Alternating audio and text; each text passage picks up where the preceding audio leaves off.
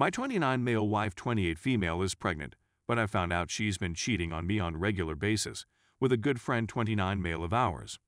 Okay, so it's only been a day since I wrote the initial post, but there has been a new development.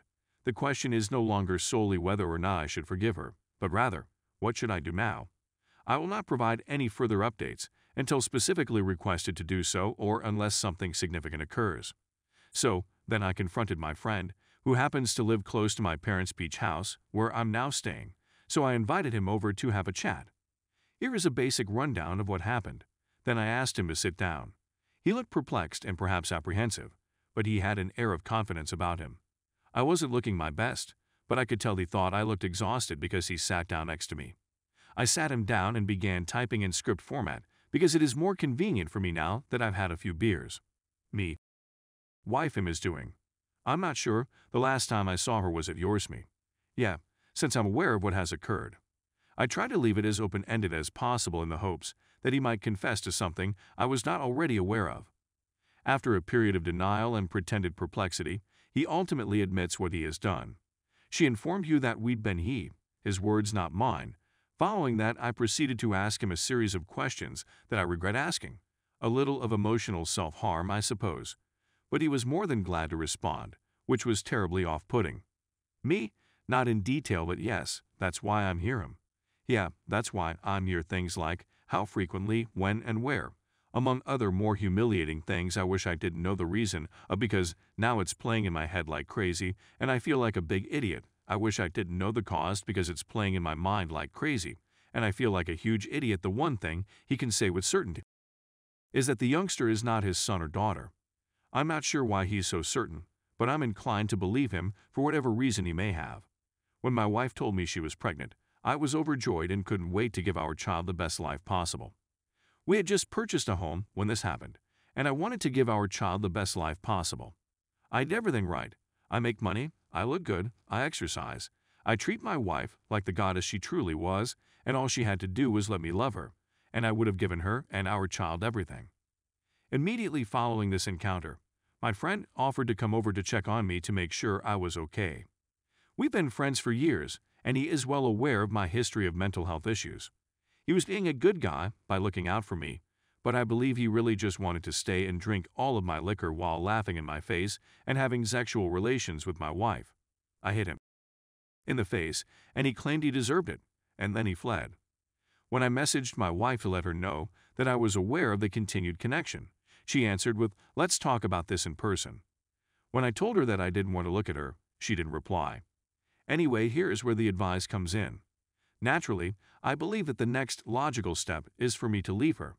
It's something I truly don't want to do. Obviously, that's not what I'm supposed to say. I'm aware that I'm supposed to want to get revenge and deliver a stinging rebuke to her, leaving her high and dry with nothing.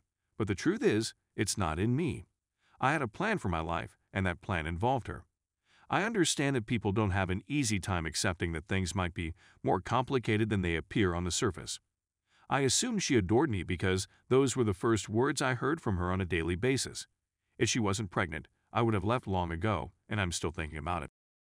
Just want to know how to go about being a decent father and ex-husband.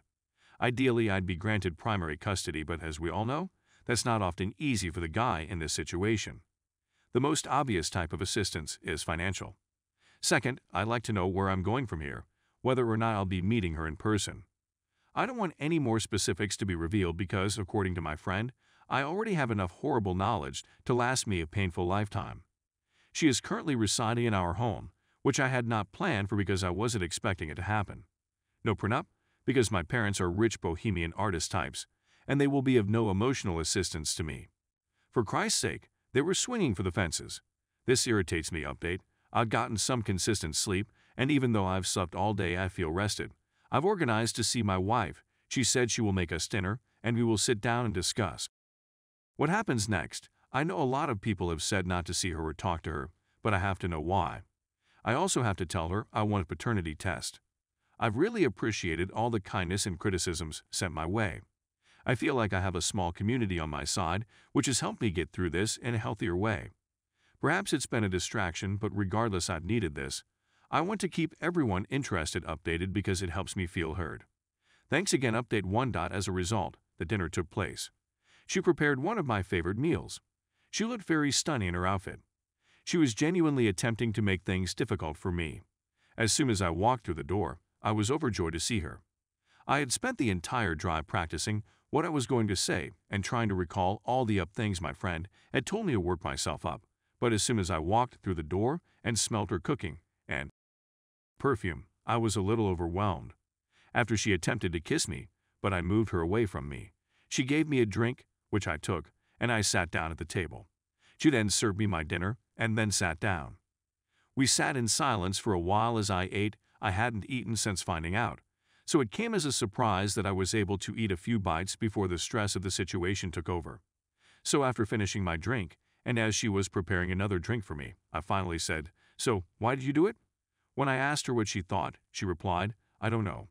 This irritated me because how could she not know what was going on?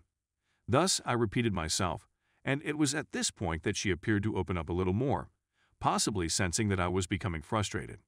She sat down and explained to me that she simply felt stuck and that she just needed something apart from me. She went on to explain more, but the idea was that she claimed she loved me, but that she sometimes needed a break from reality. When I inquired as to whether the baby was mine, she responded affirmatively. When I inquired as to how she was certain, she replied that my acquaintance had undergone a vasectomy. I believe it's something he would have told me, so I informed her that I didn't trust her and that I wanted a paternity test done as soon as possible. Obviously, she readily consented, as she has in the past, and she has always been gracious and responsive to my suggestions. As soon as she accepted, I asked her if she was unhappy, why she hadn't come to me with her feelings, if she needed a break from reality. I offered to pay for a vacation or a spa week, and if she wanted to start a side activity. I said I would be pleased to help her with that as well. As I was saying this, I broke down and sobbed. She pushed herself to her feet and cradled my head against her chest. This is when I messed up. I simply hugged her and sobbed as she soothed me. As she lifted my head, she began kissing me on the lips. I didn't push her away for a few minutes since I knew it was the last time I'd have an intimate moment with her, and I wanted to grieve her hug as long as I possibly could. After a while, I was able to jerk myself out of it and get up abruptly. It was at this point that I walked to the bar and poured myself one last drink before telling her that after the test we were having a divorce. This is where she began to sob and kept telling me that I needed to be there for our baby because she wouldn't be able to be the best mother she could be without having her strength. Apparently, I am her strength by her side. I tried to comfort her, but she just cried and said she didn't want me to be there. After some back and forth, I was about to leave, but she persuaded me to stay because I was under the influence of alcohol. In response, I went to sleep in the guest room, but she insisted on sleeping in the same bed. For the sake of old time's sake. She attempted to hold me in her sleep, and I allowed her to do so, but I stayed limp in her embrace. Then, as soon as the sun began to rise, I slipped out of the house.